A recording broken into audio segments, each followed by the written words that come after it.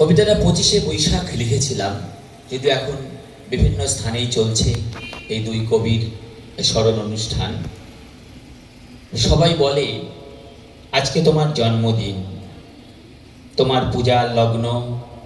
আমি বুঝি না এই বৈশাখ থেকে চৈত্র, প্রতিটি সকাল থেকে রাত তুমি শক্তি, তুমি আরাধ্য। দু চোখ মেলে যখনই দেখেছি কিছু পরিচিত নদী থেকে প্রজাপতি, বুঝেছি তুমি পল্লবিত। একটা আকাশ, একটা মাটি, একটা সুর, যেখানে বেঁচে আছো তুমি। তোমাকে বুঝিনি, ক্ষমা চাই, লজ্জিত। তোমাকে কোনো বিশেষণে দেখব না আজ, তুমি আমার মন খারাপের প্রতিমা।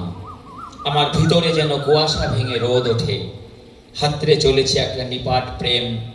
দেখা হলে বলতাম কত কথা আছে জমা। নগর জীবনের কাছে তুমি ধ্রুবতারা, এখনো মানুষ পারেনি আলমারির স্তূপ সরিয়ে ওপারে যেতে। রবীন্দ্রনাথ, তুমি তো সত্যিই রবি।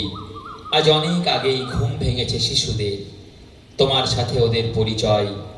ওরা বুঝতে পারল না আজন্মকালের জন্য বাধা পড়ে গেল রবীন্দ্রলতায়। আজকের দিনটা অনন্তকালের ছবি, আজকের দিনটা অনন্তকালের ছবি। ধন্যবাদ।